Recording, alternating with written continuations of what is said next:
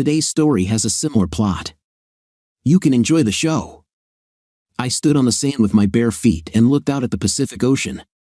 The setting sun turned Playa Hermosa golden, even the palm trees behind me had a golden hue.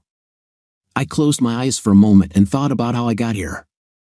As the Grateful Dead song says, what a long, strange trip it's been. 6 months ago, Renee and Mary Margaret, two stylishly dressed young women, squealed and rushed to hug each other while the restaurant owner watched them with amusement. When they finished greeting each other, she led them to a table at the back of the cafe. Although it was still May, the temperature in Houston had already risen to 27 degrees Celsius, and the corresponding humidity made air conditioning a must. I wondered how many hours you need to spend in the gym to achieve a figure like theirs, the hostess thought with envy as she seated her visitors. I was so glad you called, Mary Margaret, the shorter blonde purred. It's been an eternity since you came here. I know, the tall brunette answered. Creating my own advertising agency took much longer than I could have imagined. To be honest, I wouldn't be here today if I hadn't called a potential client, but since it happened, I couldn't pass up the chance to see my old college roommate. Yes, and I couldn't miss the opportunity to see my bridesmaid again. It's been too long, friend. The waiter interrupted them with 2 glasses of white wine and took their orders for lunch. Mary Margaret tilted her head. Well, how do you like the profession of a lawyer? A wide smile appeared on Renee's face. Amazing. Baker, Norton, and Vincent is the biggest law firm in town. I get a great salary plus a huge bonus for last year, and I have a good shot at becoming a partner. Wow, I thought I was doing well. Sorry, I didn't mean to brag, but what about you? How are things going at your agency? The brunette smiled coyly. Well, while we're bragging here, my little agency is the hottest creative business in Dallas. In fact, she said in a low voice, last night I signed a contract for all the advertising for the southwest region of one of the major oil companies. Our bills for them next year will be in the millions. Renee nodded approvingly. I always knew you would become a star, girl. They ate their salads in silence for a few minutes. Then Renee looked at her friend curiously. You didn't say anything about romance. How is your personal life? Mary Margaret sighed. To be honest, there's not much to talk about. The dating scene is getting quite tiresome. These dating services are useless. I'd have better luck finding a unicorn than someone like your handsome husband. She noticed how Renee's gaze darted to the side for a moment. Hey, what's going on? Neighbor, are you having problems with your hubby now? The blonde clearly felt uncomfortable. She sighed, took a sip from her glass of wine, and then looked up at her friend. I really want to tell someone, Mary Margaret, but you have to promise that it will be strictly confidential. Certainly. Now tell me what's going on. Renee took a deep breath and then blurted out in a low whisper, I'm having an affair. Is it true? I'm shocked. I thought you and Robert were the perfect couple. Mary Margaret leaned closer. What happened? Renee shook her head dismissively. To be honest, Robert has turned into a real disappointment. Why? Mary Margaret leaned back in her chair, surprised by the harshness of her friend's statement. Remember when I told you about the deal Robert made to become the general counsel of his old company and how it fell through? That was quite annoying, but now he decided to hang out his shingle and start practicing on his own. Her friend frowned. If he loves the law so much, why doesn't he take it up? This is a pretty bold step. You wouldn't say that if you saw him. He's pathetic. He works in a tiny office he rents in a rundown shopping center. He barely writes enough hours to cover his expenses, let alone bring anything home. I am the one who supports us. Mary Margaret raised one eyebrow. I seem to remember him doing the same thing for you when you graduated from law school. Renee shook her head impatiently. Yes, but it was different. I knew that I would succeed as soon as I finished school, and I did. She frowned. But Robert just bangs his head against the wall. His law office is no different from all the other scammers who chase ambulances to attract business. The truth is, I feel awkward every time someone from my firm or anyone else for that matter asks me about him. She stared into the distance. I used to think that together we would go far and really achieve something in life, but to be honest, I left him behind, and you will never catch up with me," she sighed. "I've outgrown it, Mary Margaret. It's time to move on." Mary Margaret sat in silence, digesting her lunch and her friend's revelation. A few minutes later, she took another sip of wine and looked questioningly at her friend. "So, who is this other man in your life?" Renee leaned forward and whispered, "This is my boss at Baker Norton. He's already a partner, and the talk in the hallways is that he's going to be seen as your partner when old Baker retires. It looks like you are aiming for a high level. How long has this affair lasted?" "I think about 6 months. But listen, it's not just about intimacy. He's crazy about me. He wants to marry me as soon as he can leave his wife." So you both have inconvenient spouses?" "Yes, but Vance has a prenuptial agreement, so leaving the marriage won't be too costly for him." "What about you and Robert? Are you going to divorce him?" Renee's face saddened. "That's the problem. We didn't even think about a marriage contract. As things stand now, if we break up, I'll probably end up paying alimony to Robert, and I won't stand for that. I don't intend to finance his pathetic law office for the rest of my life." Mary Margaret shook her head. "You know, you're playing a dangerous game, friend. Texas is not a no-fault state. If he catches you in bed, he will most likely charge you for much more than just alimony." Renee looked at her friend in despair. "Refresh my memory, which of us has a legal education?" Then she smiled to ease the sarcasm. "In any case, I'll think of something." 3 weeks later, unfortunately, I learned about the conversation with my wife much later, too late to do anything about it. All I knew for sure that May morning was that neither my personal nor my professional life was turning out the way I had planned. I was in a gloomy mood as I pulled into the small shopping center and parked my car in one of the allotted curbside spots. As I was closing the car door, I noticed a "for rent" sign on the window of one of the shops at the other end of the center. Isn't that where that little craft and candle shop was located? Damn, it looks like they didn't have time. I shook my head, hoping that a similar fate would not befall my legal practice. Walking up to the door to my office, I ran my fingers along the sign pinned to the wall, "Robert L. Wilson, ESQ lawyer." The plate was plastic but looked a little like bronze. Maybe someday I'll make one like this, engraved in marble. Everything was quiet inside, but it was 7 in the morning, so what did I expect? I have always had the habit of coming to work early. There is no reason to change it now. I checked my phone, but none of the potential clients had left messages. I sighed and sank into a chair. Reaching into my desk drawer, I pulled out a folder containing documents related to a contract I was preparing for a client. It was pretty simple, but there was no reason not to test it again, just to be sure. I had time, that's for sure. However, after a few minutes, I threw the pen on the table and leaned back in my chair with a sigh. If only the Allies were doing well. I worked as an operations manager for Allied Fluid Dynamics, a large regional supplier of oil and gas pipeline components. Everything was fine with me. I earned good money and was in line for a promotion. Then Ben Masterson, the company's president, called me into his office with an interesting proposal. "Robert Wilson came to see me yesterday. He wanted to warn me in advance that he plans to retire in a few years and that Allied would need to find a new general counsel." "I hadn't heard this news," I said. Phil was a little old school in his dress and manners, but he kept the company's legal affairs up to date, not always an easy task in the rough and tumble oil industry. We weren't close, but I respected him. Ben couldn't stand Phil, though. He also had some advice for me. He told me that we have 3 options to replace him. The first is to outsource everything, transfer all our legal work to some external law firm. If we did that, he told me, it would cost us a fortune, and it would take them at least 2 or 3 years to learn the business well enough to become effective.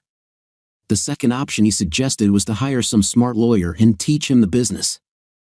This will not be easy to do, and again, there will be a long learning curve. Finally, Phil said we can find someone on staff who knows our business inside and out and send him to law school. I nodded. You know, Ben, the last option really makes sense. Our business is quite unique. I'm willing to bet it would take less time to learn the law, or at least the areas we need, than it would to understand the ins and outs of this crazy industry. Ben chuckled. I was hoping you would say that because the guy Phil recommended was you. I'm an operations manager. I could never do what Phil does. Phil thinks differently. He told me he thought you were perfect and said you had an inclination for the law. Ben must have read my expression because he stopped me before I could protest. Of course, the company will pay for all training and expenses for your education. We'd like you to take classes in the evenings and handle the operations. It won't be easy, but if you can do it, you'll be entering a senior management role at a much younger age than might otherwise be expected. What do you say? I think I should punch Phil Larson in the face, I laughed back. Seriously, Ben, this is not something I ever even thought about. Regardless, I need to go home and discuss this with my wife. He couldn't argue with that, so I went home and told Renee about the opportunity. To my surprise, she was all for it. That's great, honey, she said, delighted. You'll go from that boring middle manager job straight to the CEO's office, and if they put you on the board like Phil, you might get some big stock options. Perhaps, but it would take me far outside my comfort zone. The thought of going back to school is quite scary. Oh, don't worry about it. You're smart enough to handle the coursework. Plus, you'll only have to focus on contracts and regulations, definitely no criminal law. Anyway, I just went through all this stuff, so I can help you if you get stuck. Come on, honey, this is the chance of a lifetime. You have to do it. Okay, if you're ready, then so am I. Amazing, she squealed. My friends will be so jealous. This is how I started my legal career. I enrolled in the University of Houston Law Center's correspondence program, where I learned I would be studying year-round for 4 years. I would take classes in the evenings, earning 10 credits a semester while continuing to work at Allied. Additionally, Masterson told me I would have to find and train a successor to take over my job. It was a killer workload, and several times I questioned my sanity.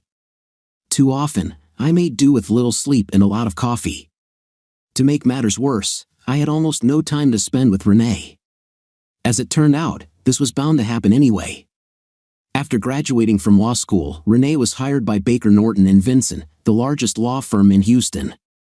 She now worked the same number of hours a week as I did, including my studies. There were weeks when we only saw each other for a couple of hours, but every time we met, we agreed that the pain and separation would be worth it in the end. Despite my doubts and occasional bouts of burnout, I made it through, and the pride I felt on graduation day proved that I had made the right decision. Of course, there was still one more obstacle, the bar exam. So, on the Monday after graduation, I was back in class preparing for a grueling 12-hour exam over 2 days. 3 months later, when I saw my name on the exam list, I was overjoyed. When Ben Masterson called me into his office the following Monday, I was energized and ready to begin my new responsibilities. However, despite my excitement, I couldn't help but notice the grim expression on Ben's face as I sat down in front of his desk. "Robert," he said grimly, "I don't know any other way to deal with this except to tell you straight. Over the weekend, the board of directors met and voted to accept Kinder Morgan's offer to purchase us. They want to move forward with the takeover immediately, so next week Allied will become their wholly owned subsidiary." I was stunned. I hadn't even heard a whisper about such a possibility. What does this mean for all of us? I'm going to retire like most other directors.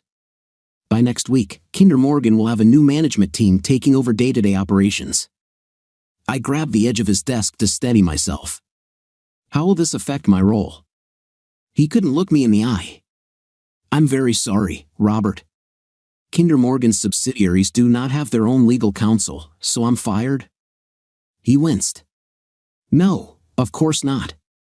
The general counsel position is becoming redundant, but you will have the opportunity to return to the operations manager position.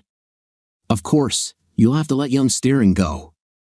I thought about the clear-eyed engineer whom I was grooming as my successor, and she had just gotten married. "I can't do this, Ben, not after the last 4 years. Keep Steering and let me go." "I thought you would say that, Robert," he shook his head sadly. "This merger will be good for the company and many of our people, but not for everyone. I'm really sorry." He stood up to let me know that the meeting was over. "If you go to the HR department, they will help you make all the preparations." He extended his hand, and I reluctantly shook it. "I'm really sorry, Robert. This is not what I imagined when we set out on this path 4 years ago." And just like that, I became unemployed. They gave me 6 months severance and benefits, but that was rather cold comfort when I thought about my high expectations. Renee was shocked when I told her the news. "How could they do this to you, especially after all those extra hours you worked at their request? This is simply wrong." I agreed, but there was nothing I could say to make her or myself feel better. It was just business, and I was just collateral damage. "Are you going to start looking for a job in the oil industry?" she asked. "You still have a lot of contacts there, don't you?" "Not anymore. I got so caught up in law school that I lost touch with many of my old colleagues. Also, the price of crude oil has dropped a lot this year, so there aren't that many employers hiring." "Then what are you going to do?"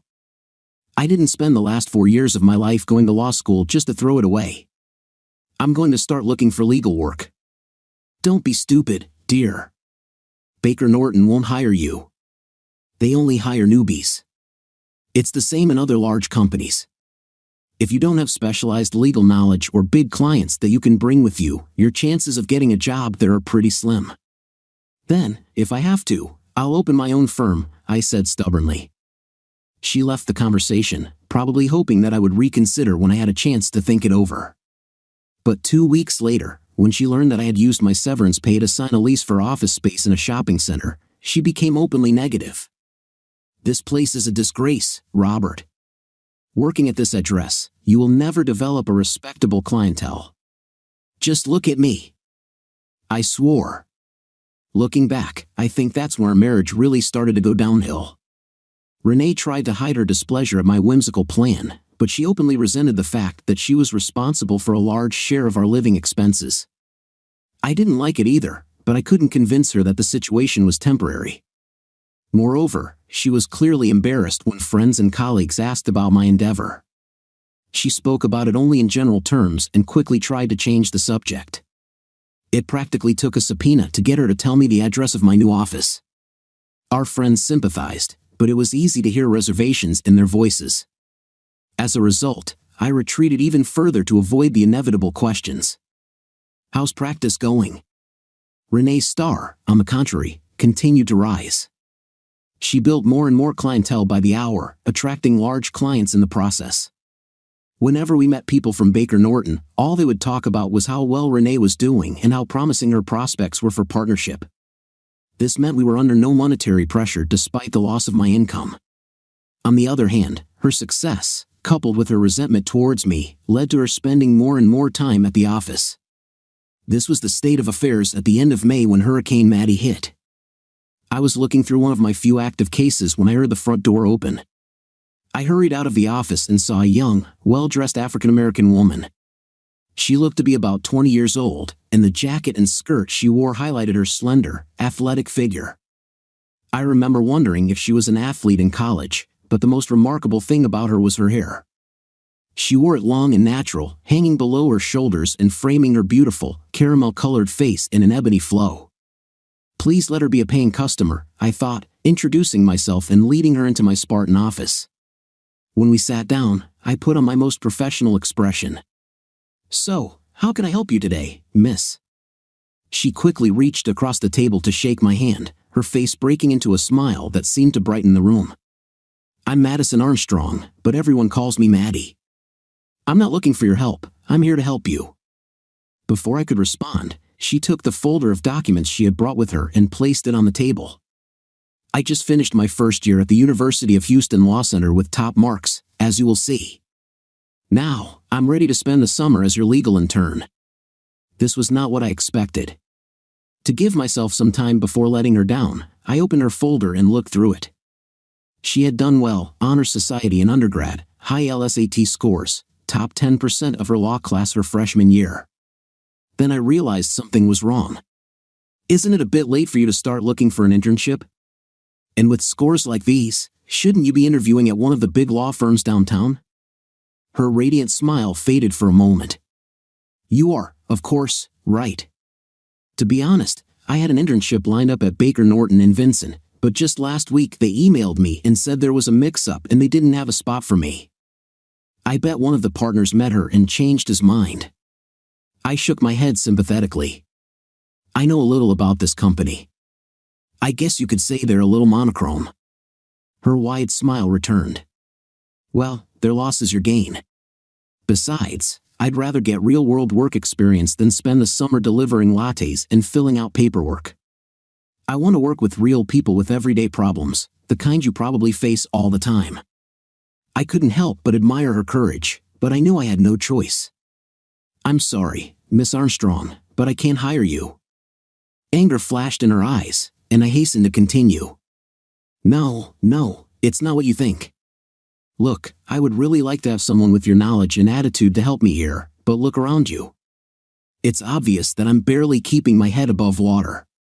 There's no way I can pay you, not even an intern's salary. I'm really sorry. She looked at me intently for a moment, then her smile shone brighter than ever. Then it's decided. I will work for free. I'll just stretch your student loans to cover living expenses over the summer. She winked at me. Besides, I really like ramen noodles. Wait. I can't do this. I'd be using you to my advantage. It wouldn't be fair. A determined expression appeared on her face. You cannot take advantage of me if I know in advance what you are offering and agree to it. Besides, and now there was a pleading look in her eyes, I really need experience and credentials, and Dr. Goldstein said you were a good guy I could learn from. I remembered Goldstein. I took his torts class, and he was strict with me. I was surprised that he even remembered me, much less recommended me. I hoped I wouldn't regret it. I stood up and extended my hand to her. Okay, Miss Armstrong, you're my new summer intern. She squeaked slightly and jumped up to shake my hand. Thank you, Squire. You won't regret it. I shook my head when she called me Squire and then laughed when I realized it. You must have misread my street sign. My name is Wilson. Robert Wilson. Esquire is simply an old-fashioned term for lawyer. Oh, I know that, she laughed. When I was growing up, my father was a lawyer in our small town, and everyone called him Squire. I think it just stuck with me. Well, I'm Robert or Mr. Wilson if we have a client now. I let her out of my office. You can sit over there, but I'm afraid I don't have a table or chair for you. She looked around, not paying attention. No problem. Is it okay if I use your network connection? I have a laptop in my car. When I nodded, she ran out the door and returned a minute later. Sitting down in the chair that served as a reception area, she began to work busily with a keyboard and mouse. While I was playing around, she quickly finished what she was doing, took some notes on her cell phone, and then looked up at me. Is it okay if I start in just an hour? I chuckled. What will I do? Deduct it from your salary. She laughed and hurried out the door. An hour and a half passed before she returned. I heard the sound of a heavy engine outside and went to the door to see what was going on. She was just jumping out of the cab of a large F-150. Seeing me looking, she waved her hand and invited me to come over. This is my brother's truck, Squire. He let me borrow it. I started to correct her, but I was so curious that I decided it could wait. She led me to the back of the pickup truck, and when she opened the back door, I saw a beautiful office desk. Where did you get this? On Craigslist, she replied. Seeing my face, she hurried on, don't worry. It was free. A company was going out of business and offered its furniture to anyone who would take it. I also took a chair. Can you help me bring them in? The desk wasn't very big, but I was still amazed at how easily Maddie handled her part of the load. Definitely an athlete, I decided. While she went to get her brother, I went back inside and stood there, confused about what had just happened. Definitely not how I expected my morning to go, I said to the new office furniture. 45 minutes later, she burst into the office. I'm back, Squire. Now we can begin. And before I could remember to correct her about my name, Hurricane Maddie unleashed the winds of change in my life. By the end of the first week, she had completely reorganized my document filing system. It was very good because I didn't really have any system. Since there were so few clients, I had begun to lay out folders in any free space. When Maddie realized what I was doing, she didn't say anything, but the next day I found a new filing cabinet in my office with all my clients alphabetized and neatly stacked. Free via Craigslist, she confirmed my unasked question. Next was my schedule. Soon she was syncing the calendar on my computer, my phone, and her computer. If we ever get tons of clients, I thought sarcastically, Maddie will make sure we never miss a meeting. She then connected it all to my billing system. Organization was not her only talent. She also happened to be a research wizard, combing through statutes, discovering precedents, and looking for little things that might help our clients' cases. I was always proud of my abilities, but she made me feel ashamed. Once she became comfortable with how we operated, Maddie focused her attention on our clients and their needs. She wanted to know everything about them, and I was happy to give her their files to review and point out the relevant laws. After she digested their problems, she would come to my office with questions. She was especially interested in why I handled their cases the way I did. Now, I began to feel like I was giving her something valuable, an education about how a lawyer approaches a case. She quickly realized that legal practice in the real world is not as simple and straightforward as it is taught in school. When we weren't dealing with a client, she would bring her law books, and we would discuss cases. I was impressed by how much case law she had already absorbed, and I think she was impressed by the way I analyzed the issues. I enjoyed our sessions, and the days went by much faster. I told Renee about Maddie early on, and she was amused by the idea. One day, she came into my office, and I introduced her to Maddie. Renee had a hard time hiding her amusement when she heard Maddie call me Squire. That evening at home, Renee couldn't stop teasing me about my assistant. I told her about Maddie's grades and her LSAT scores, but Renee wasn't impressed. This irritated me. She would have been an intern at your firm if Baker Norton hadn't refused their offer, I said. It's good that we refused, she grinned. I can imagine what a commotion she would cause walking through the corridors with such a shock of hair. Well, I think it suits her, and I can tell there's a bright mind hiding under that hair. As far as I'm concerned, the loss of Baker Norton is my gain. Renee rolled her eyes and changed the subject. As the Houston summer unfolded with ever-increasing temperatures and humidity, life grew colder for the Wilson household. Whereas Renee had previously been impatient with me and my efforts to start my own law practice, she was now indifferent when I tried to tell her about a new client or a funny anecdote about Maddie. She clearly wasn't paying attention. Whenever I suggested going out for drinks and dinner, she always had work to do. By the end of July, we saw each other very rarely, and our intimacy life was just a memory. The situation became so tense that one day, when Maddie asked me another question about the procedure, I lashed out at her. Her head jerked back as if I had slapped her in the face, and she silently stood up and left the office. I sat there for a minute, letting my anger boil over, then went out and sat next to her desk. "Can I talk to you for a minute, Maddie?" I asked, trying to get her attention. She didn't look at me. "Of course you can. You're the boss." "Maddie, I'm sorry. You didn't do anything wrong by asking these questions. In fact, I'm glad you're so eager to learn. The truth is that the problem is me," I sighed, and my shoulders sagged. "I can tell you Renee and I are going through a rough patch, and I guess I'm taking it out on you. I'm sorry." She looked at me with concern. "What's going on, Squire?" I started telling her the whole story about Renee's disappointment in me and how our relationship had cooled. Perhaps it's my fault. I was so stubborn in my desire to succeed as a lawyer that I ignored the obvious. I was simply not good enough to make it work. "No," she said sharply. "You had a goal and you decided to achieve it.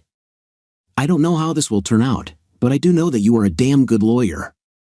I've already learned a lot from you. I appreciate your loyalty, Maddie, but I'm sure Renee doesn't share that opinion." She looked at me appraisingly. "It looks like things aren't going very well in the romance department either." I smiled wryly at her. The only way to see romance these days is to turn on the Hallmark Channel. She reached out and squeezed my hand. "Everything will be fine, Squire. I'm sure that it will happen." Then she realized what she had done and pulled her hand back. I had to smile. Thanks for the pep talk, Maddie.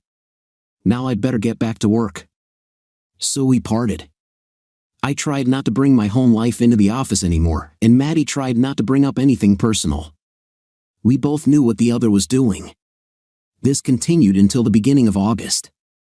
Late one morning, I was working at my desk when I heard the front door ring. Maddie, who among other things had taken on the role of secretary, went to see who was there.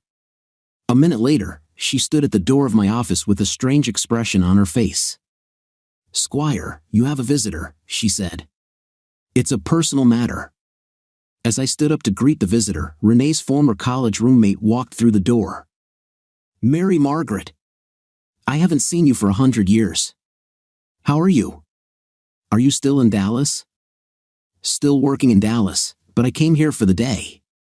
My meeting ended earlier than expected, and I thought I'd take a chance and see if you could have lunch. I intended to check my schedule." "Of course, that would be great. Do you want me to try to get Renee to join us?" "Actually, I saw her last time I was here. I thought that this time I would try to do the same with you." "Oh good, well in that case, let's do it." I took her to the reception area. "I would like to introduce you to Madison Armstrong, who is interning with me this summer. Maddie, meet Mary Margaret Olson, an old friend of Renee and me. We're going to have lunch. Can you look after everything while I'm gone?" "Of course, Squire," she said, extending her hand to Mary Margaret. "Nice to meet you, Miss Olson." She then returned to her desk as Mary Margaret and I walked out the door. Something seemed strange to me. Maddie wasn't smiling. I realized at that moment. Mary Margaret grabbed my hand and giggled. "What is this, Squire? Robert?" I rolled my eyes. "It's just Maddie. It's a long story." Mary Margaret took me to a charming little bistro. It was a bit further than I expected, but the food was worth the drive. Over lunch and a couple of glasses of wine, we learned about each other's lives and reminisced about old college friends. The conversation was pleasant, but I couldn't help but feel a little awkward. We were friends, but Mary Margaret was much closer to Renee than I was. My discomfort intensified when the waiter cleared our plates and Mary Margaret looked deeply into my eyes. "So, how are things going with you and Renee now?" "Great, everything is fine." "Why do you ask?" I replied. She waved her hand dismissively. "Oh, nothing special. Renee just mentioned that starting your company takes all your energy and, as I understand it, her own workload has also increased. I'm just worried about you guys." "What did Renee tell her about us?" I wondered. "It's been a little stressful at times, but we'll get through it," I said. She smiled slightly. "You know, when you and Renee first started dating, I was very impressed with you. At the time, I thought she was doing a great job, and I still think so. I hope she never forgets this." I sat in silence, not knowing what to say. It felt like something else was going on, but I couldn't figure out what it was. We drove back to my office, having a pleasant chat, but before I could get out of the car, she reached out and squeezed my hand. "You are very dear to me, Robert. Please stay in touch, and if you want to talk, you know how to contact me." With these words, she leaned over and quickly kissed me on the cheek. I waved goodbye and walked into the office, where I ran into Maddie. "Well, how was lunch?" she asked indifferently. "All was good. It was nice to be able to connect and talk about college," I replied. In 2 hours, I quickly glanced at my watch and was amazed. It seemed time had escaped me. Maddie looked at me strangely. "Be careful with her. She has hungry eyes." "Don't be stupid, Maddie.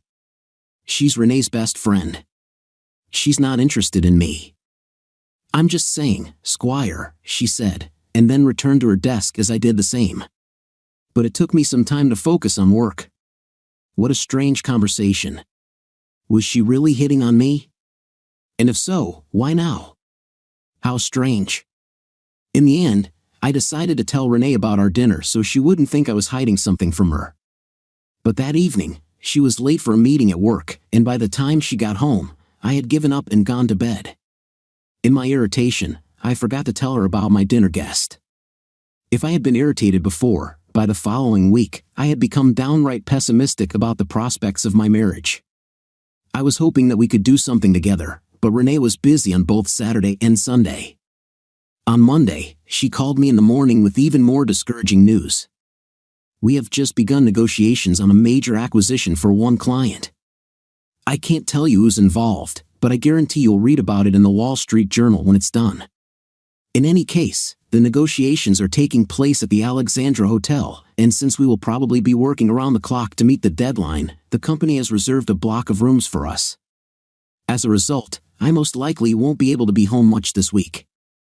The way things have been going lately, I probably wouldn't even notice, I thought bitterly but did not tell her. That evening, I worked late and then treated myself to dinner at a nice restaurant. I hoped Renee would be there when I got home at 11 o'clock, but she wasn't, and didn't arrive by the time I got up the next morning. I might as well take off my wedding ring, I thought angrily while driving to the office. I'm single in all but name. However, I tried not to let my anger affect the way I behaved towards Maddie.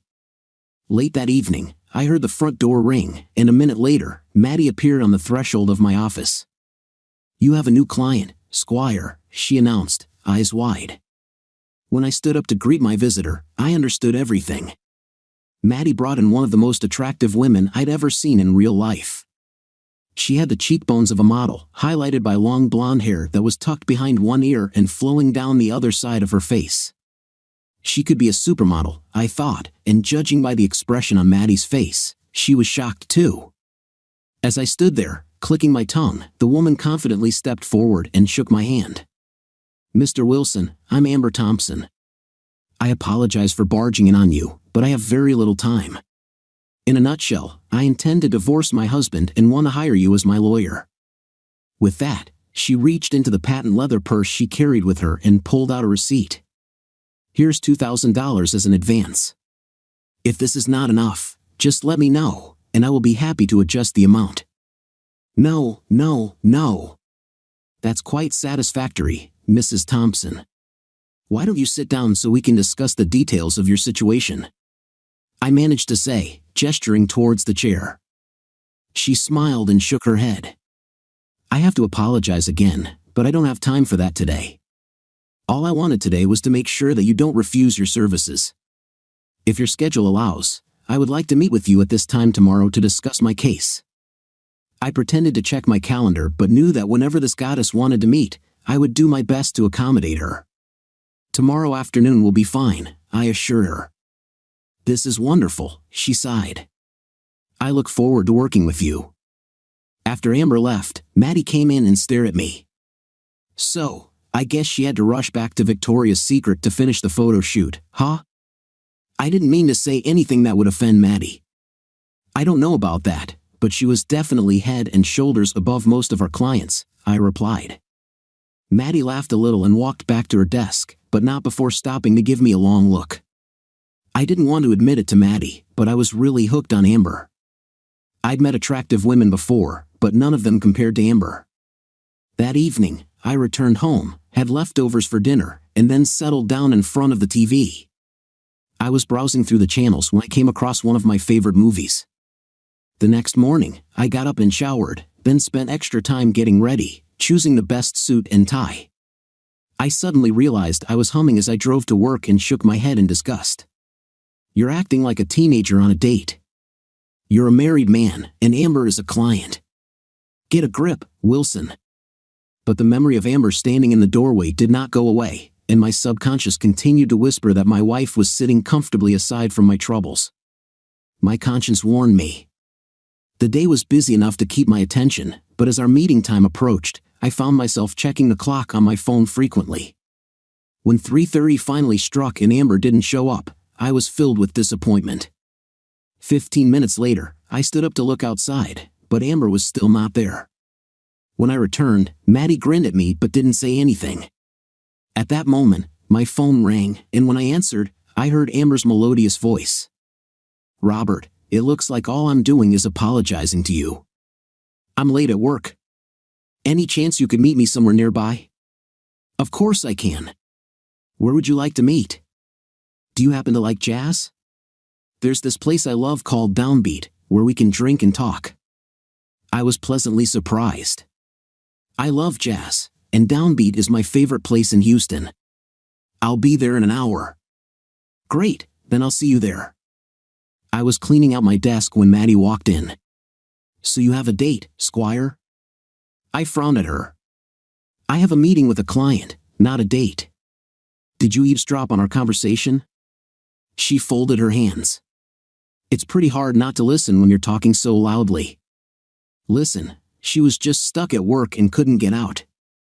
We're going to meet somewhere near her office and talk about her case. She nodded, then her face took on an expression I couldn't read. Just be careful, Squire. I promise, Maddie, I assured her, heading towards the door. Downbeat is located in an upscale Houston neighborhood filled with small shops, bars, and eateries. It's almost always crowded, but I was lucky to pull into the parking lot just as someone was leaving. I walked up the stairs to the club and looked around for Amber. She stood at a table at the back of the room and waved to me as I hurried over. She took my hands and leaned over to kiss me on the cheek. The scent of her perfume reached me, but I did not recognize it. I hope you don't mind meeting here. I thought we could talk and listen to music at the same time. No, this is wonderful, a welcome change compared to my small office. We ordered cocktails, and I asked her to tell me about her business. She moved her chair closer to mine and tilted her head toward me so as not to disturb others. I sniffed her perfume again. It was subtle but not too strong. The divorce she sought was very simple. We met in high school, dated exclusively in college, and got married young, but gradually we moved away from each other. We developed different tastes, opinions, and interests. Irreconcilable differences is how we can describe what happened to us. Therefore, we decided to do the civilized thing and divorce on amicable terms. Basically, we agreed on the division of property. All I need now is someone in my corner to make sure I'm not missing anything and to help me through this process. If only everyone treated this so maturely, I said. Of course I can do it. Thank you, she sighed in my ear. Now, if we're going to work together, I'd like to know a little about you, well, as a person. This wasn't a request I'd usually get from a client, but I didn't mind telling her a little about myself. We started exchanging bits of our stories, some details about the who, what, when, where, and why of our lives. While we were doing this, the waitress brought out another round of appetizers, and then two amazing things happened. First, Amber was a good listener, drawing me out and showing real interest in what I shared. Secondly, when she started talking about herself, I was surprised to discover how much we had in common. We loved the same music, went to the same concerts, watched the same films, and preferred the same cuisine. It was almost supernatural. As we started our third round of cocktails, I thought that we seemed to be made for each other. Renee's face flashed through my mind, and I felt a pang of guilt. Then I remembered how tense things had become between us and how she had practically left me this week. I'm not doing anything wrong, I'm just enjoying the company of a new friend, I reasoned. We talked long enough for the fourth cocktail to arrive and be emptied. While the group was taking a break, Amber leaned over and said, I need to run to the ladies' room. Please wait, I'll be back soon. When she returned, I realized I needed to relieve the pressure on my bladder, so I walked away. Standing in front of the urinal, all I could think about was how beautiful and charming my new client was. When I finished, I washed my hands and then carefully checked my appearance in the mirror. At our table, another portion was waiting. Before I could say anything, Amber smiled and said, After that, it's time for me to go. I really didn't want the evening to end, so I settled down next to her and raised my glass, intending to sip my drink as long as possible. The group returned, and while we were sipping cocktails, she leaned over and said, I just love this number. Indeed, the little trio improvised on a classic Miles Davis composition, one of my favorites. The applause of the other customers startled me, and I instinctively stood up when the lights came on. Amber was standing right in front of me. I came here by Uber. Could you give me a ride home? Of course, I answered without hesitation. With pleasure. Lead me, she said, and I took her hand and led her to the parking lot and my car. I held the door for her, and she slid into the bucket seat. As I pulled into the street, she leaned over and took my hand, giving me directions to her apartment. When I parked on the side of the road in front of her house, she gave me a meaningful look. "If you come up with me, I can give you a copy of the proposed separation agreement." I could only nod. The thought of being alone with her in her apartment drove all rational thoughts out of my head. Once inside, she led me to the sitting area. Her cell phone suddenly screeched. She glanced at the message, typed a quick reply, and then smiled at me. "Let me turn off the sound so we don't get disturbed." As she disappeared down the hallway, I looked around her apartment. Everything was in its place, looking like a furniture showroom. Suddenly, I was startled by a sound coming from the wooden coffee table and realized her mobile phone was vibrating with another message. I picked it up to put it somewhere quieter and was surprised when the screen lit up. It showed a conversation Amber had apparently been having with someone all evening. "Is he already there?" "Just came. X in the DRA. Drink done. Don't forget the video, okay?" My foggy brain had a hard time interpreting the cryptic messages, but then I noticed something that triggered an alarm I couldn't ignore. There was no name attached to the messages, just a phone number that I knew by heart. Renee. Asterisk, why is Renee texting Amber? What the hell is going on? Asterisk, I couldn't piece it all together, but suddenly I felt an overwhelming desire to get out of there quickly. Tearing out a page from the Architectural Digest that was lying on the coffee table, I scribbled a note in the margin. "Sorry, I have to leave. Just got an alarm from my office. Call me tomorrow. Robert." After that, I rushed to the door and left as quietly as possible. Back in the car, I pulled away from the side of the road and drove as fast as I could. Asterisk, what does all of this mean? How does Renee know Amber? How did she know we were meeting tonight? What did these messages mean? Asterisk, due to my alcohol-fueled panic, I wasn't paying attention to where I was going, so I was surprised to find that I had driven to my office on autopilot. Not knowing what else to do, I staggered to the door and went inside. I sat down on the sofa that Maddie found for us on Craigslist and put my head in my hands, trying to stop the room from spinning. Finally, I gave up and went to rest. "Squire, wake up. Are you okay? What happened?"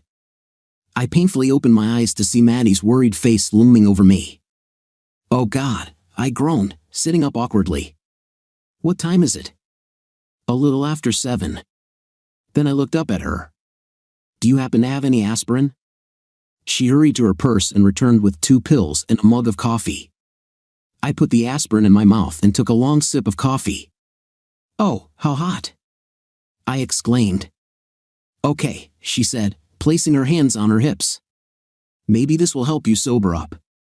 I shook my head, which made it even more painful. "I drank a lot last night, but I don't think that's all. I think I may have with illegal substances." She pulled her chair over to the table across from me and sat down with a worried look on her face. "What happened, Squire? Tell me everything, and we'll try to figure it out." I began to describe the events of the night, omitting details such as the temptation I felt. However, it must have been obvious to Maddie because she quipped, "Is this how you usually conduct meetings with clients?" I didn't bother to answer, she already knew the answer. As I got to the story of taking Amber to her apartment, Maddie's expression changed to something I couldn't place.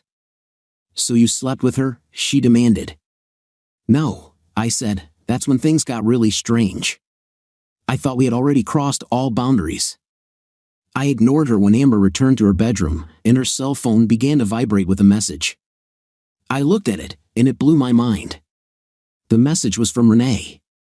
Maddie's eyes widened. "Renee?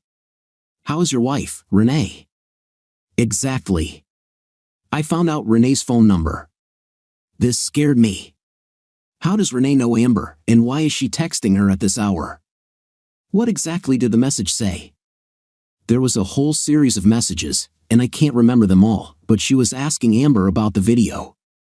I became completely paranoid, wrote Amber a note about the break-in at the office, and got out of there. This is the first smart thing I've done all evening. Maddie, known for her snark, was uncharacteristically serious. I ignored her again. When I got to my car, it was difficult for me to think. Maybe it was because of all those cocktails, but it felt like there was more to it than that. So, I ended up here and collapsed on the sofa. I still didn't understand what had happened. Maddie was silent for a moment. Then she leaned forward. "Squire, I think you've been set up." My head was still throbbing. "What do you mean? Framed? Was it you who suggested going to the jazz club to meet?"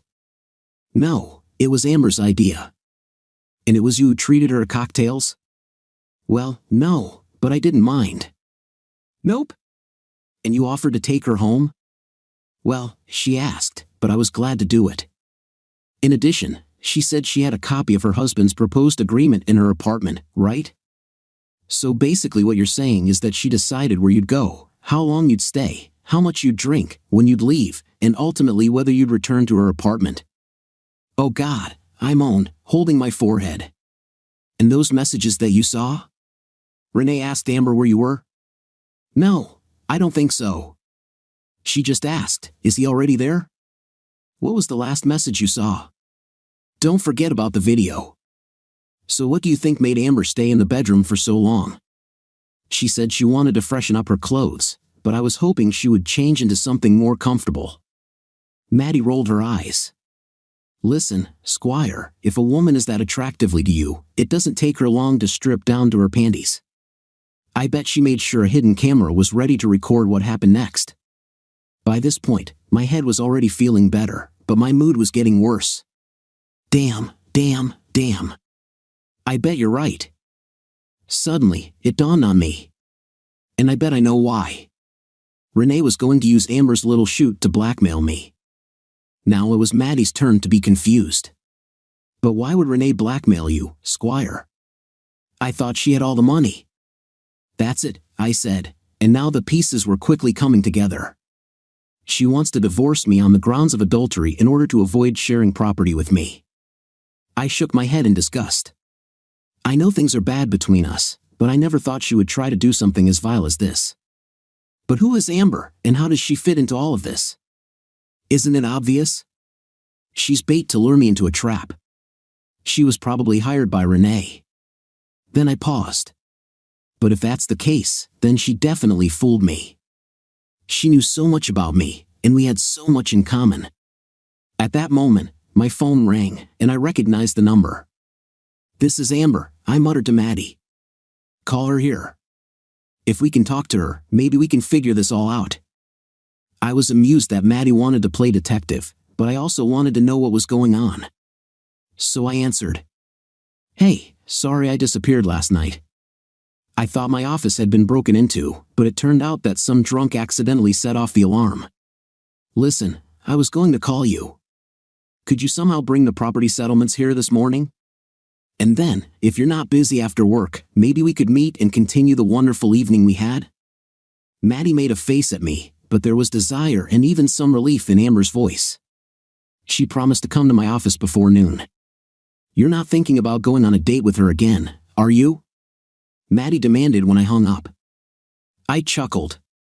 "No, I'm not even that stupid. But if she's still trying to trap me, I want to encourage her to do it." Maddie nodded, and I noted the slight smile that flickered across her lips. Then she got down to business. "Look, while we're waiting for her to show up, why don't we do a little research on Amber Thomas and see what we can find out?" We sat side by side at Maddie's computer. "First thing," I said, "let's check the court records to see if Amber Thomas has filed for divorce." Nothing surprising, there was nothing. With nothing else to do, Maddie did a quick Google search for Amber Thomas, Houston, Texas. We got a little more than 40 results with a variety of professions from teacher to technician, housewife, etc. "This will take time," I muttered. Then I had a brainstorm. "Let's check the police records and see if we can find anything. If she really is a woman of easy virtue, maybe she was detained for harassment." It seemed like a good idea, but we didn't find anything that would help us. Maddie shook her head. "Amber Thomas is most likely a fictitious name." Then she suddenly perked up. "What was the address of her apartment? Maybe we can find out something this way." When I gave her the address, she quickly scanned the tax rolls. It took a while, but then she looked at me with concern. "Squire, if I understand correctly, the apartment you took her to was purchased by Baker, Norton, and Vincent 5 years ago." "Now this is interesting," she said, and did a quick search on the law firm. On their website, she found a list of employees. There were over 100 names, but they were arranged in alphabetical order. Once again, it was hit and miss, no Amber Thomas. Maddie sank into a chair and was about to close the window when she suddenly paused. Wait a minute. Look at this. Her cursor highlighted Amber Tompkins in accounting. When she clicked on the name, a headshot of Amber Thomas appeared. Damn it, Squire, she said, she works for your wife's company. I shook my head in confusion. They may work at the same law firm, Maddie, but Amber works in the back office. She has nothing to do with Renee. Well, at least we know where Renee recruited her. Maybe we can fill in the blanks when Amber arrives. We tried to work a little, but it was difficult to concentrate. At 11 a.m., we heard a car drive up to the house. Then Amber burst into my office, looking just as gorgeous as I remembered. But before she could say anything, Maddie walked in behind Amber, and I motioned. I don't think you know my legal assistant, Madison Armstrong.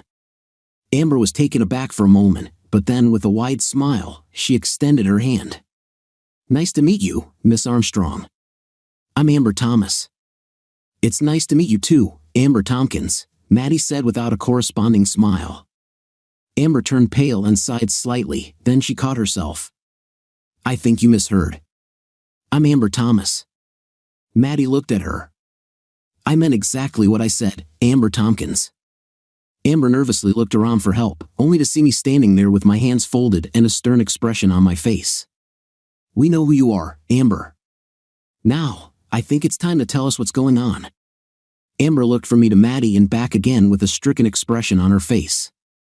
To our amazement, she burst into tears and sank into a chair. I never wanted to do this. I told Renee it was a stupid idea, but she didn't listen. She cried a little more, then took a handkerchief from her purse and wiped her eyes. Okay, I'll tell you the whole story. Renee set it all up.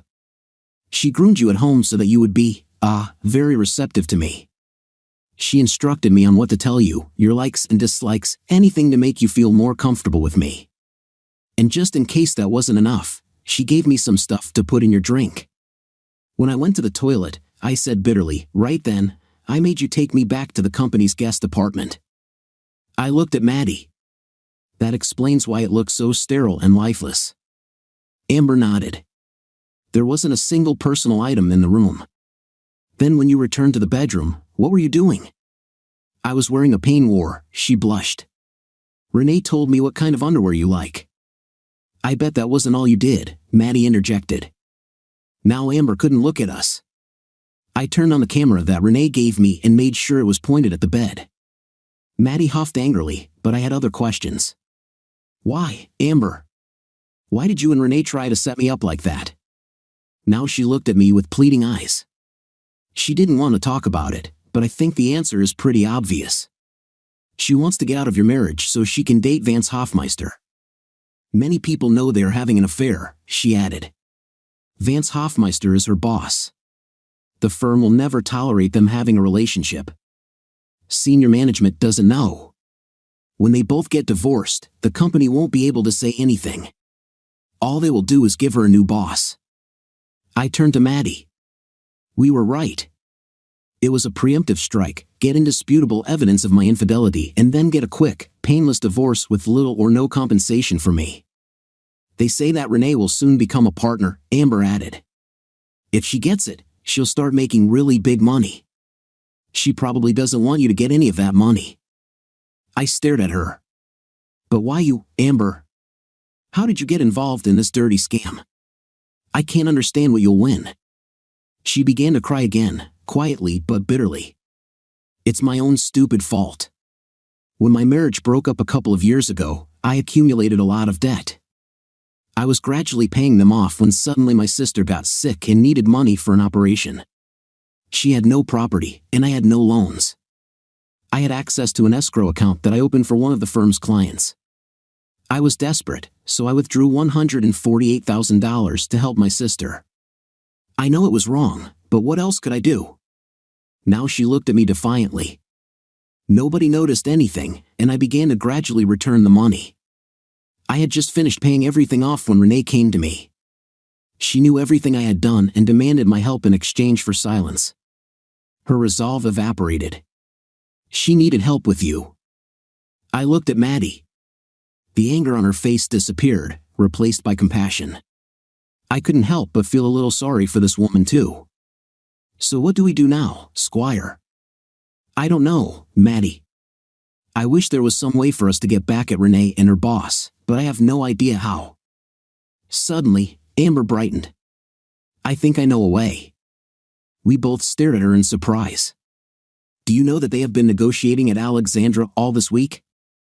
I know what room we booked for Renee, and there are rumors that they are practically living together. If we could get this webcam into her room, maybe you could get exactly what you need. I brightened for a moment, but then reality set in. That would be great, I said, but we don't have James Bond working for us. How can one of us sneak into a luxury hotel, enter a locked room, install a camera, and get out undetected? Maddie stared at me. I can do it. How? I asked doubtfully. Dress up as a maid. They have access to all rooms. And how are you going to do this? She smiled slightly. My mother works as a maid at Alexandra. I stared at her. I didn't know. I hesitated, not knowing what to say. Besides, it would be too risky. What if Renee catches you? I should be there with the team this afternoon to support them. I can call you to let you know when the meeting ends, Amber said. Maddie folded her hands, and a look of determination appeared on her face. Then it's decided. I'll sort it out, Squire. The three of us worked on the details of our plan a little more and then set out to put it into action. Maddie went outside to call her mother. After a long conversation that I would have loved to overhear, she returned and nodded. She will help me. All is ready. The three of us got into my car and drove to the BMW apartment that Amber was using. She went inside and soon returned with a camera that seemed surprisingly tiny to me. Are you sure this will work? I doubted. You'll be surprised how good it is, she replied. And we can connect to it via the internet. Of course, via Wi-Fi at the hotel. From there, we drove downtown to Dallas Street and stopped at the garage next door to Alexandra's. I hope we can connect my laptop to the internet, I thought as I approached the building. As it turned out, there was no need to worry. The hotel's Wi-Fi signal was so strong that it penetrated outside the building. We were easily able to connect to the network using the password Amber gave us. Then I entered the webcam URL, and I was done. While I was setting up the camera, Amber hurried off to meet with the BMW support staff, and Maddie left to meet her mother. I was left sitting in the hot car, cell phone at the ready, worrying about everything that could go wrong with our stupid plan. When my phone rang an hour later, it brought me out of my heat-induced stupor. Robert, this is Amber. The meeting is about to be adjourned. Is the webcam in place? I haven't heard anything from Maddie. I'll call her right now. After disconnecting, I dialed Maddie's number. The maid just arrived on Renee's floor, she told me. On no wheels. Slip through to her room. Hurry up, I urged. They're probably already on their way there. The phone went off, and I spent the next few minutes anxiously alternating between checking my phone and my laptop. The phone beeped first, a message from Maddie, almost done. I updated the laptop's connection to the web address Amber had given us, and suddenly I saw Maddie's face looking at me. I almost didn't recognize her. She was dressed in a shapeless gray dress, and her hair was pulled back and covered with a large gray scarf. Maddie, hurry up! I hissed. She almost fell. You scared me, she accused, then went back to fiddling with the position of the camera. At that moment, I heard the sound of a key opening the door lock, and my wife entered the room. Oh my God, she's already there, Maddie said. She will definitely recognize her. While I was holding my breath, Renee glanced at Maddie and then looked around the room. What are you doing here? She demanded. Maddie curtsied. To refuse your services, ma'am. She calmly walked over to the double bed and pulled the covers off one of the pillows. Do you want 1 mint or 2? She asked smartly. No mints, Renee snapped, turning away from her. Just finish and leave. Yes, ma'am. Sorry to bother you, ma'am." With that, Maddie turned, winked at the camera, and then calmly walked out of the room. Luckily, I remembered to turn off the speaker on my laptop because I let out a huge sigh of relief. She didn't recognize Maddie. Apparently, Renee didn't bother to pay attention to my help. At that moment, the passenger door yanked open, scaring me half to death until I saw Amber slip into the car. "Did Maddie make it on time?" she asked. I gestured to the laptop and touched the screen. Renee's room reappeared, but it was empty. Then I noticed that the bathroom door was closed. "Renee must be in there," I said. We heard a brisk knock on the room door, and Renee hurried out of the bathroom in the free robe that Alexandra provided. When she opened the door, a man entered the room. "This is Hofmeister," Amber whispered. "Thank God you're finally here," Renee said. "I thought those old dinosaurs would never finish the job." I knew what was going to happen, but it still didn't prepare me for the reality. Renee, the woman I had loved unconditionally for most of our marriage, was about to give herself to another man. I must have made some noise because Amber reached across the console and tapped my arm. "I'm sorry," she whispered. Suddenly, the back door of my car swung open, startling the two of us. Maddie climbed inside, still dressed in her maid outfit.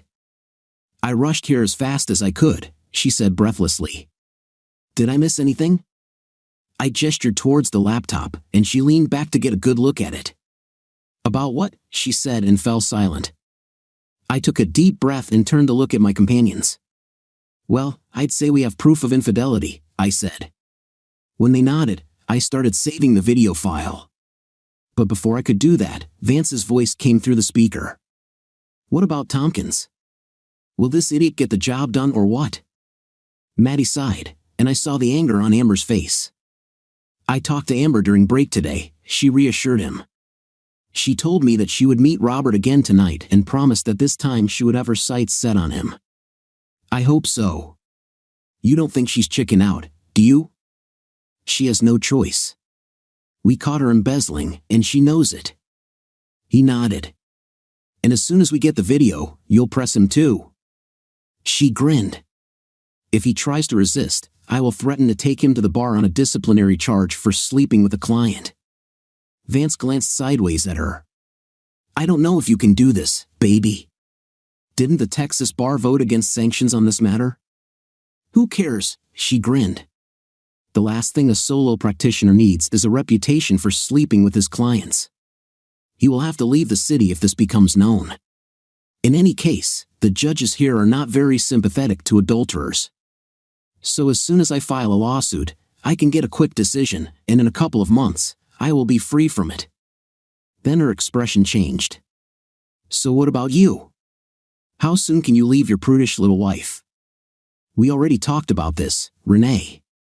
I can't do anything while Baker's gone, but I do know that this old fart told the senior partners that he would retire after Christmas. I just have to wait until the new year, then I can also reply." He saw the offended expression on her face and hastened to calm her down. "The timing will be perfect, baby. By then, your marriage will be ancient history. And when I apply, we can see each other in public. We'll have a whirlwind romance, and we'll get married in no time. You'll see." "Okay," she sighed, "but it's so hard to hide like this."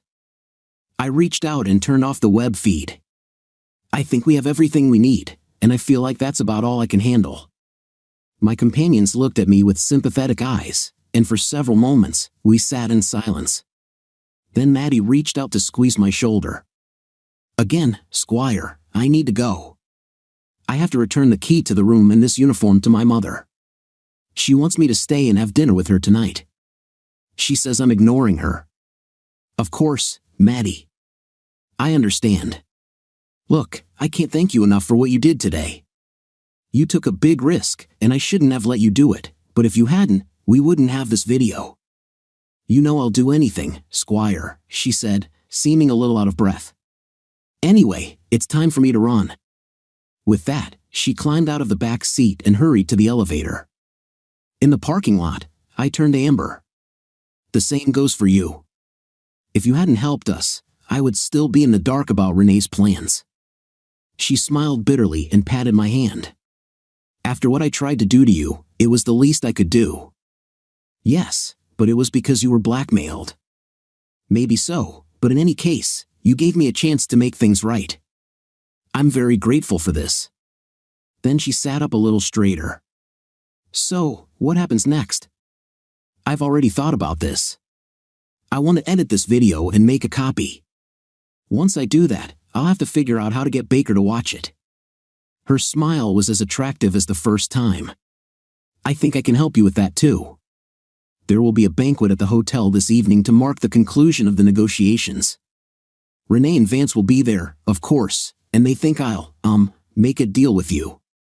And tomorrow, there will be a morning meeting here to sum up the results, and Baker is going to attend it.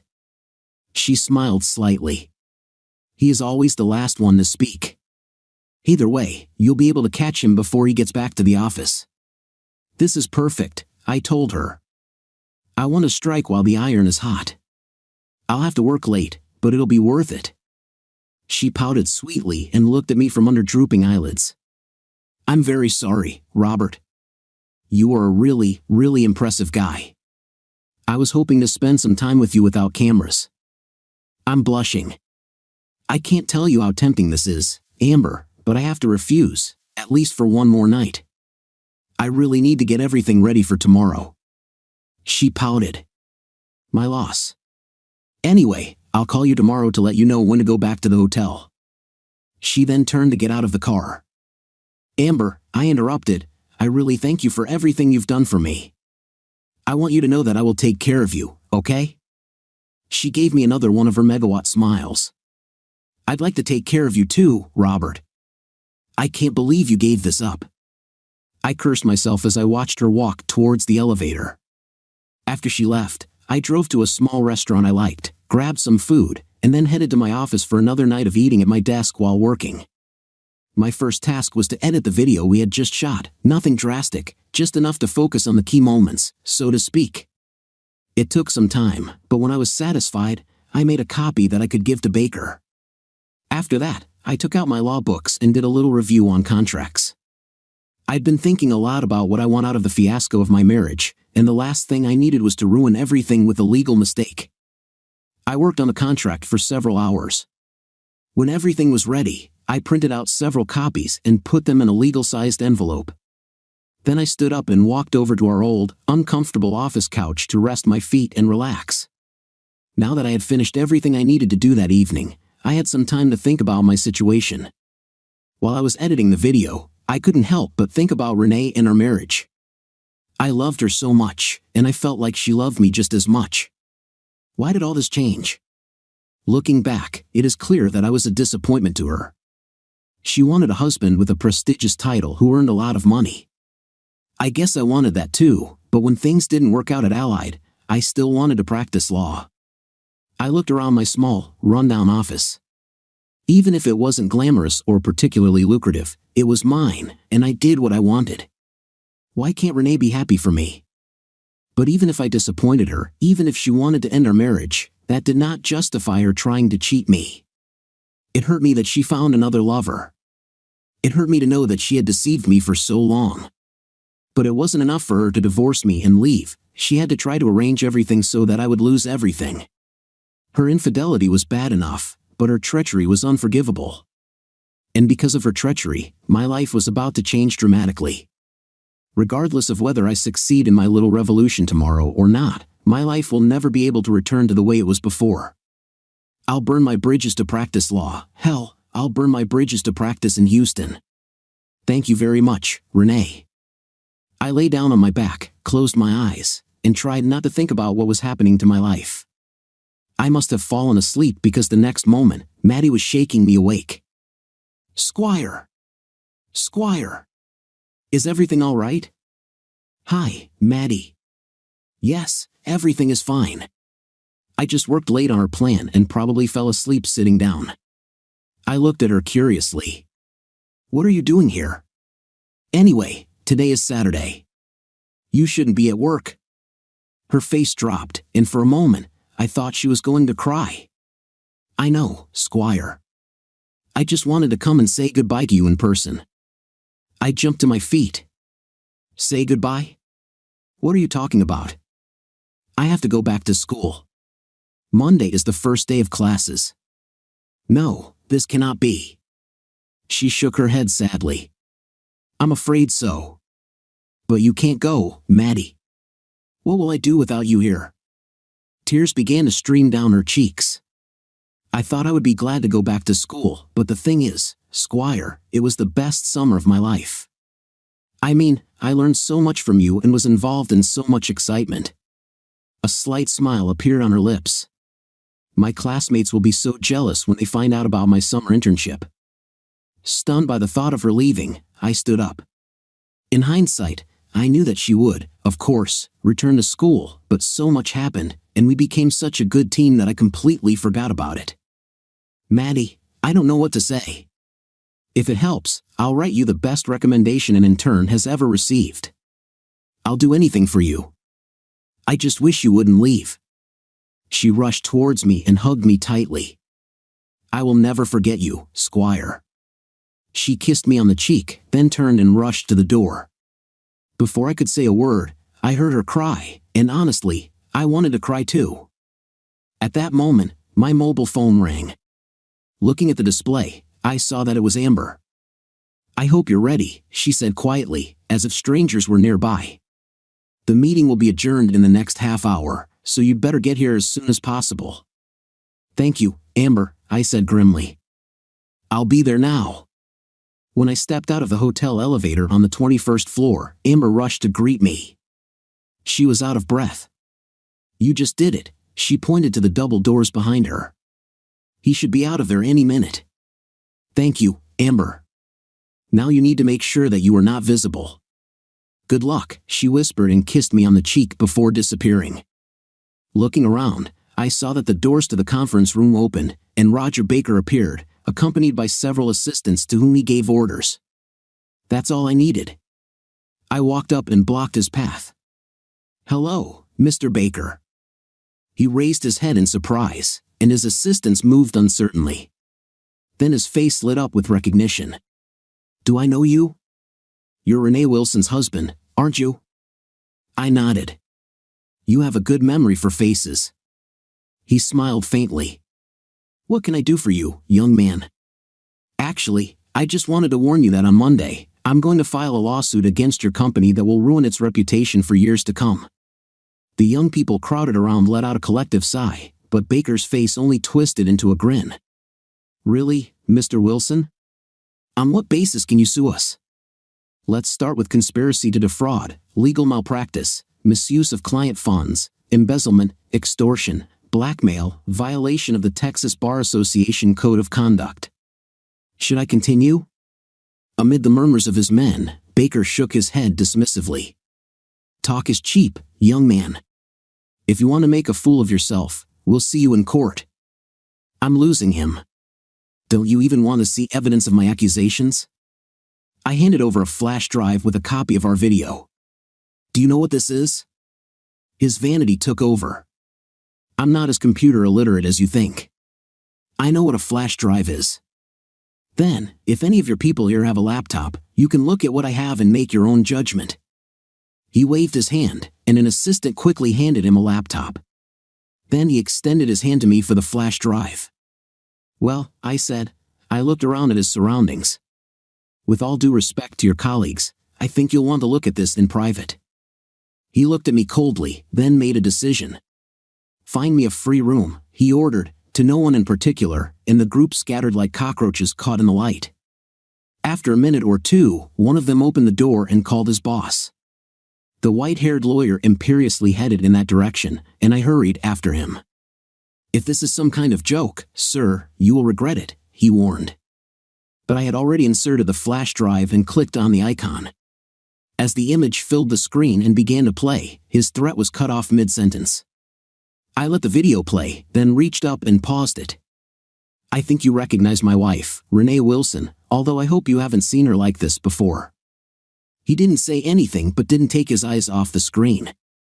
This man is, of course, one of your junior partners, Vance Hoffmeister. As you can see, he and my wife have a fairly close relationship. Baker was still silent. I think I should point out a couple of things about Mr. Hoffmeister. The first is that he is Renee's boss at your firm, which is a clear violation of the Bar Association Code of Conduct. Second, if I understand correctly, Mr. Hoffmeister is also your niece's husband. The old man could not hide his disgust. This cheating freak. Mr. Baker, unless you wish otherwise, I will spare you the next half hour of events in this video. However, if you have any doubts, I can assure you that they are involved in every detail. He shook his head. I know what it is. Then let's get to the, pardon the expression, real meat of what you're about to see. But first, let me point out that 2 of your lawyers are having fun in a room your firm has booked at this very hotel. I reached over to restart the video, and the scene moved forward to where they began discussing a plan to involve me in adultery. I saw Baker frown. Then he suddenly looked up at me. What was there about embezzlement? I stopped playback. I regret to inform you that Amber Tompkins, an employee of your administrative staff, managed to embezzle almost $150,000 from an escrow account managed by your firm. These 2 found out about this and blackmailed her, trying to seduce me. Watching Baker's face, I couldn't understand what outraged him more, blackmail or embezzlement. I reached for the keyboard again. There's one more piece that I think you'll want to watch. On the screen, my wife looked at her lover. So, what about you? How soon can you get rid of your sanctimonious, small wife? We already talked about this, Renee. I can't do anything while Baker's gone, but I do know that the old fart told the senior partners that he was going to retire after Christmas. I just need to wait until the new year, then I can apply too. The timing will be perfect, baby. By then, your marriage will be ancient history, and when I apply, we'll be able to see each other freely in public. We'll have a whirlwind romance, and we'll get married in no time. You'll see. Okay, she sighed, but it's so hard to wait. And speaking of difficulties, I stopped the video. You have a good pair of workers, sir. And what I find particularly intriguing about this last segment is that I understand your niece is pregnant. It looks like your sister's grandson will grow up without a father in his life. Staring at the screen, he became visibly angry. After a minute or 2, he regained his composure and turned to me. You know that this video cannot be accepted in court. I smiled at him. That's for the judge to decide, isn't it? But you will see it, and others will see it, and the rumor will spread just like that. For that matter, we live in an age where privacy is dead. It's only a matter of time before it hits the internet. I sighed mockingly. Just think about what it would do to your firm's reputation if its lawyers conspired to blackmail. Think about how your clients will feel knowing that the administrator can rob their escrow accounts at will. For that matter, think about how your niece will feel, especially during this vital last trimester of her pregnancy. He leaned against the table and folded his arms across his chest. As you want, sir. How long do you want it all to go on? I opened the envelope I was holding, took out 2 copies of the contract I had prepared, and handed them to him. I think you'll find that covers it all. He shook his head, slyly, and began to read. $5 million? If you continue reading, you will see that it is $5 million less taxes. It's outrageous. I don't think so at all. Obviously, after this is all over, I will no longer be able to practice law in Houston. You are simply covering the current cost of potential earnings that I would have to give up. Besides, from what I've heard, this amount isn't that far off from what a senior partner at your firm makes in a year. He chuckled but continued reading. After a minute, he raised his head with a puzzled expression on his face. You don't want to get your money within 3 months? I want to make sure they don't enter into a divorce agreement. He didn't say anything, but it seemed to me that a smile flashed on his face. The next paragraph caught his attention. Amnesty for Tompkins? Why do you want to protect her? She took these funds only because her sister needed surgery. Moreover, she completely covered them before Renee and Vance discovered her waste. I think she deserves a little compassion. He sighed, shook his head, and continued reading. Finally, he looked up at me again. You know I can't sign anything now. I need another lawyer to look at it. I laughed in his face. The most famous lawyer in Houston, the head of Baker, Norton, and Vincent, cannot review a simple contract? Look, either you sign now or I'm turning this video over to the Houston Chronicle. This is blackmail, young man. No, sir, these are negotiations. He stared at me for a moment, then reached for his pen. If you breach this non-disclosure agreement, you will face severe retribution, he snapped. It is also in my interests to remain silent about all this, sir. He shook his head in disgust, then signed and dated both copies. When he finished, he handed me my copy. To my surprise, he nodded at me. You know, I would do the same if I were you. Wow, I didn't expect that. Then a sly expression appeared on his face. I think it's time for me to have a little chat with Renee and Vance. Want to stay and watch? I would really like that, I answered gloomily. He walked to the door and pulled it open, startling the people crowded outside. I want to see Hoffmeister and Wilson here now. The small crowd dispersed again. A few minutes later, there was a knock on the door, and Renee and Vance entered. Did you want to see us, Mr. Baker? Renee asked. Then she noticed me. Robert, what are you doing here? Baker intervened. Miss Wilson, I watched you during the negotiations this week, and I must say that you did a good job for us. She beamed at the compliment. Well, thank you, sir. But, he wasn't finished. You can appreciate my disappointment that I have to fire you for good reason. What? She sighed. Baker gestured to me. Your husband told me several interesting things about your marriage. I saw her thinking. Sir, everything he told you is a lie. Robert and I are in the process of getting a divorce. He will say anything to make me look bad. Baker smiled slightly. I rely not on his words, Miss Wilson, but on your own. With that, he unfolded the laptop and clicked on the icon. As the image of the two lovers began to play, Renee and Vance gasped. How the hell? Vance cursed as Renee reached to close the laptop, but Baker's gesture stopped her. Let's watch and listen a little more, okay? As the guilty couple looked on in horror, Baker allowed my edited version to be reproduced in full, including a discussion of their extortion scheme. Baker slammed his laptop shut. I said you were a good lawyer, Miss Wilson. Would you like to tell me how many laws, rules, codes, and ethics you admit to breaking in this video? But Mr. Baker. That's enough, he snapped. Then he walked over and opened the door. Mr. Jor Rosen, he called to one of his assistants, show Wilson into the office and stay with her while she vacates her desk. She is only allowed to remove personal items, no folders, no electronic equipment, no papers. Inspect everything, then take her out of the building. Did you understand? The man shuddered. Yes, sir. Renee managed to cast a shocked glance over her shoulder at Vance before she disappeared from view. All this time, Hoffmeister had stayed in the corner of the room, trying to be as inconspicuous as possible. This was not enough. Baker turned his attention to the cowardly man. Under other circumstances, Hoffmeister, you would already be outside the door with your mistress. But I love my sister and her daughter, and I'm not going to give up on the father of her unborn child, no matter what piece of trash you are. However, I am removing you from your position as a partner, effective today.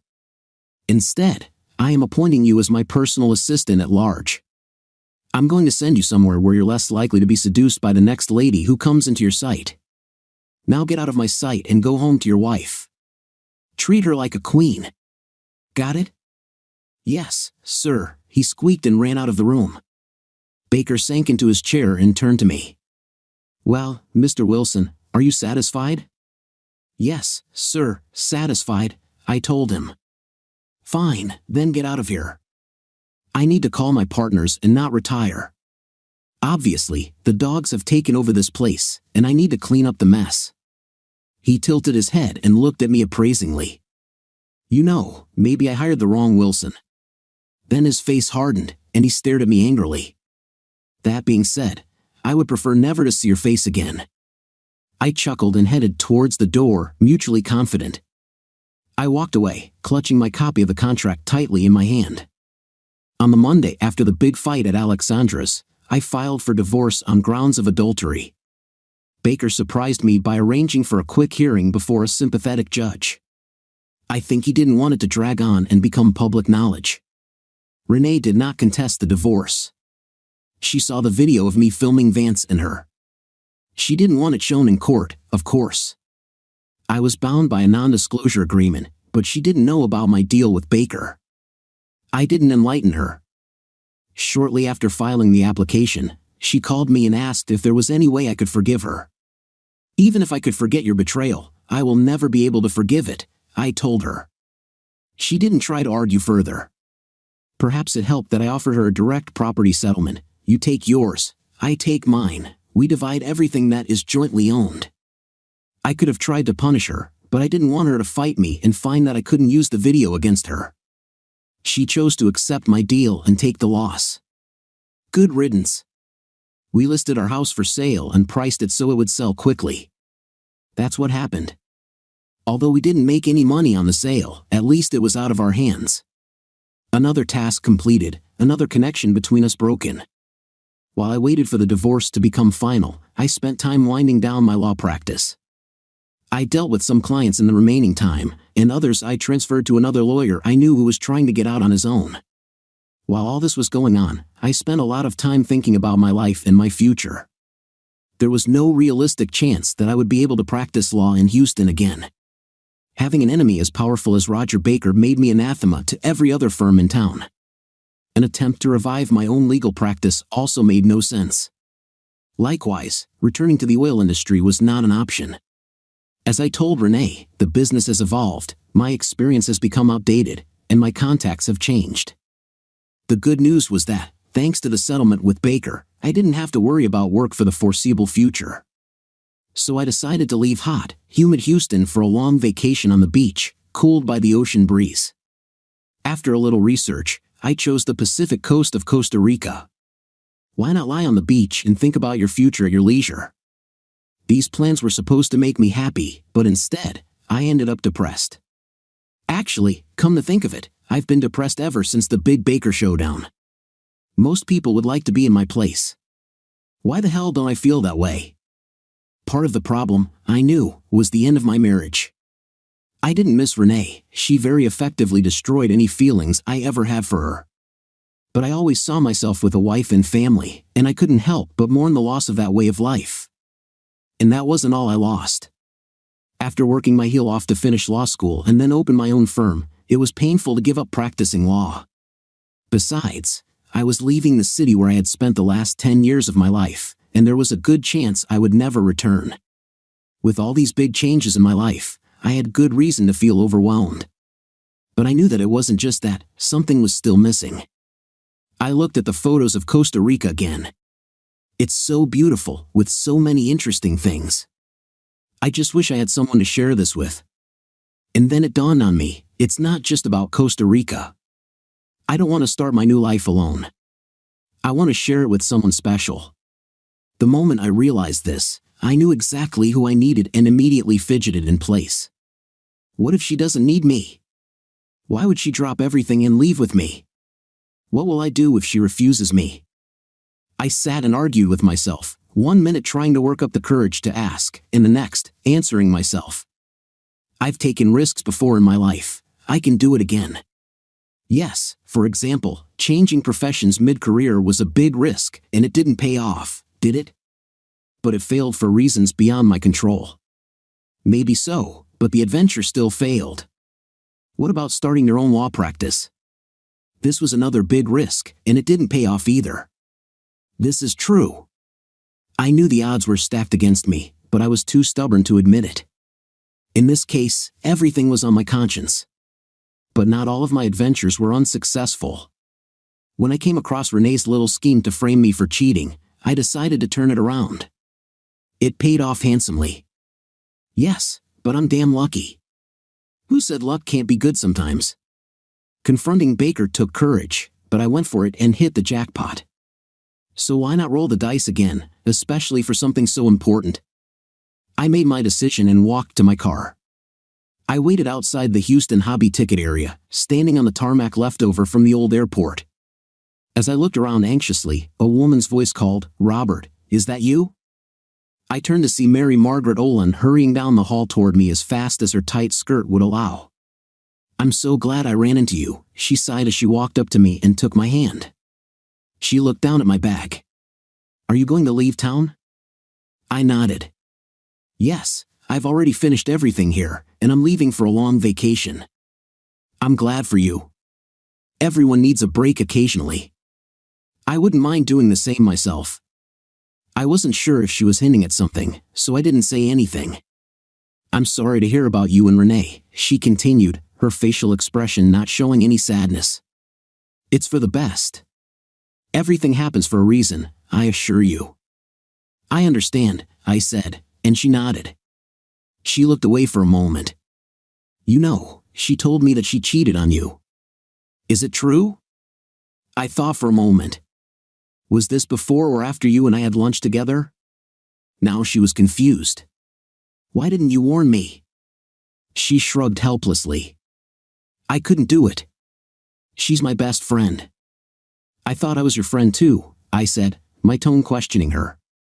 Then I continued, "I talked to her a couple of weeks ago. I couldn't help myself." "And how does she feel?" I asked. "Not very good. No law firm in town would hire her, so she decided to return home to Malin and practice on her own." I didn't say a word. The look on Mary Margaret's face told me she understood the irony perfectly. But I was still thinking about our little meeting in the summer. "Tell me something, Mary Margaret. Why did you want to have lunch with me?" Her smile became uneasy. "I've always liked you, Robert. I thought that if things didn't work out between you and Renee, I'd throw my hat into the ring." She looked down at my bag. "You know, I could change my travel plans if you want some company." I looked at her coldly. "Sorry, I already asked someone who cares more about my well-being." She winced, but before she could say anything, I raised my head. "Actually, she's already on her way." Mary Margaret looked where I was pointing, and her eyes widened. She ran down the corridor, noticing me. She threw her bag and ran. A moment later, she hugged me so tightly that it was difficult to breathe. "Squire," she squeaked joyfully, then kissed me, and I couldn't breathe while I hugged her. One thought did not leave my mind. Thank God I went for it. 2 days earlier, I had finally decided to take the plunge. I took my car keys and drove to the University of Houston. Several years had passed, but I still remembered the road.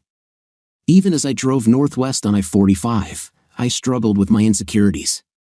Where did I even get the idea that she was interested in me? She never said anything, and she hasn't tried to contact me since she went back to law school. Besides, she probably has a boyfriend. Even if she doesn't, I'm almost 10 years older, why would she need me? Despite my anxiety, I exited the freeway onto Elgin, drove under the Alvin Freeway, and found a parking spot near the law center. Then I nervously walked into the main entrance and asked the first student I saw if she knew Madison Armstrong. "Everyone knows Maddie," she told me. "She's probably in a legal writing class right now. After this, she usually goes to the Commons. If you wait there, you'll probably see her." I found the Commons and sat in a chair, watching the young would-be lawyers milling around, chatting, checking their phones, or ordering food from the little subway in one corner of the room. As I sat there, I gradually became aware that I was attracting sidelong glances, and I began to feel a little paranoid. What's happening? Do I look like a stalker or something? Is my fly unzipped? As I became increasingly uneasy, a young woman abruptly approached me. "Are you a squire?" she demanded. "No, that is, yes, that is." She crossed her arms and glared at me, then turned on her heel and walked away before I could say anything else. What the hell was that? The room began to fill with students, and many of them were now lining the walls. They seemed to be watching me, and I seriously thought about making a break for the exit.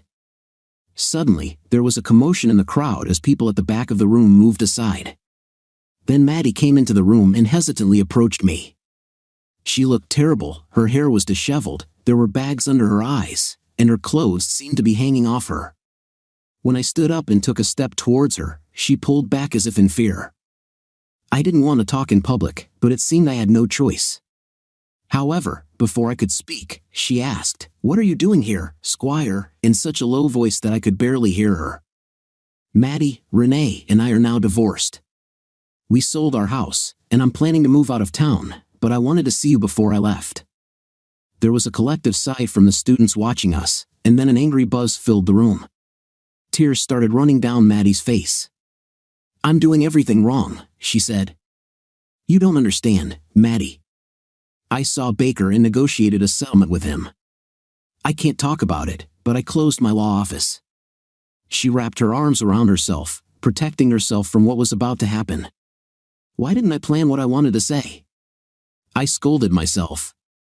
"I know I'm doing everything wrong, but I'm trying to ask if you can come with me."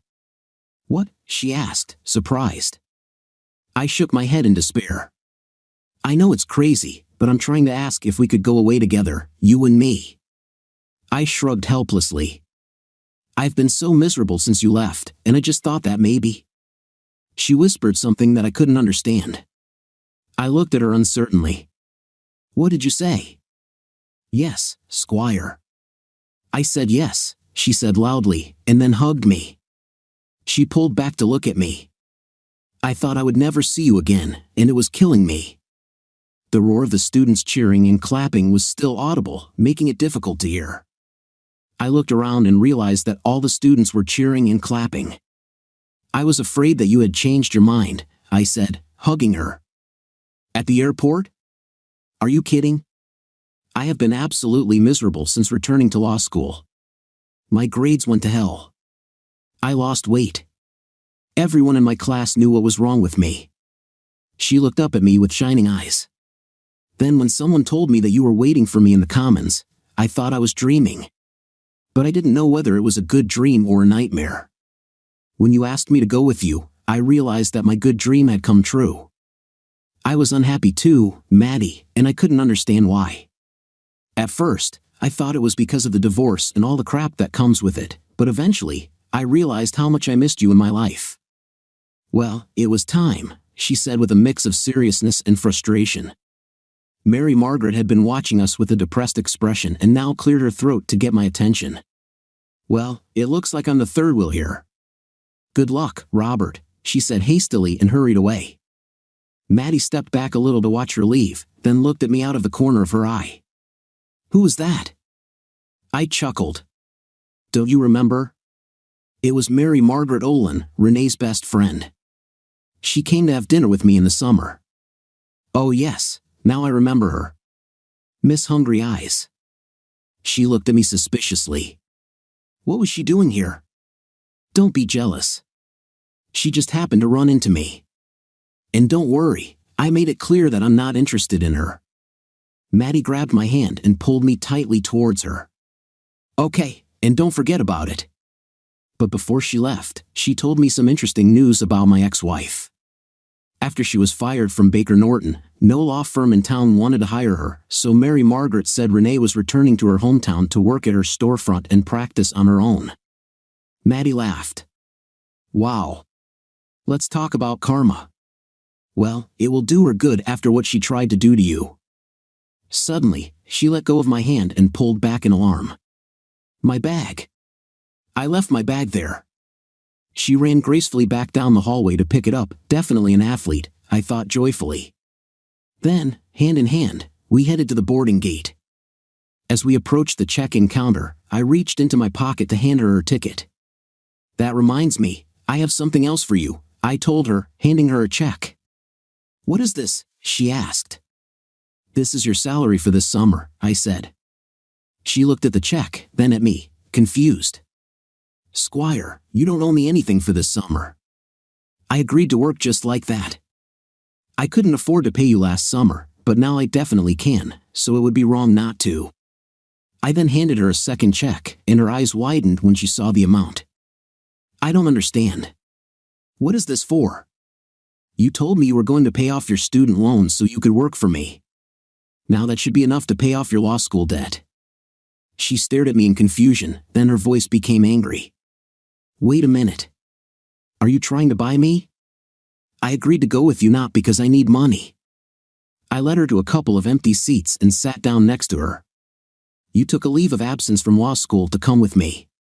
The least I can do is fix the situation so you aren't saddled with a ton of student loans." She started to protest, but I put my fingers to her lips. "Listen, Maddie, all I want is for us to be happy together, for us to enjoy each other without any worries. I'm not trying to buy you, Maddie. I'm just trying to buy a little peace of mind for both of us, that's all. But where did all this money come from? Remember I told you that I made an agreement with old Baker the day you came to say goodbye? Well, it was a very good agreement." "How good?" I lowered my voice. "Between you and me, I received $2.5 million tax-free in exchange for not suing the company and publicly disgracing them." Her mouth dropped open. "You can't tell anyone anything because I signed a non-disclosure agreement, but I can definitely afford to give you these checks. We can enjoy each other for a long time without worrying about money." She looked at me for a moment longer, then her frown disappeared, and she hugged me again. "That's all I want too, Squire, to be with you." She looked a little embarrassed. "Actually, I've wanted this for a long time. I think I started falling in love with you the first week I started working at your company. I didn't realize it at first, but I started to have feelings for you too. I kept trying to resist because of Renee." I grinned.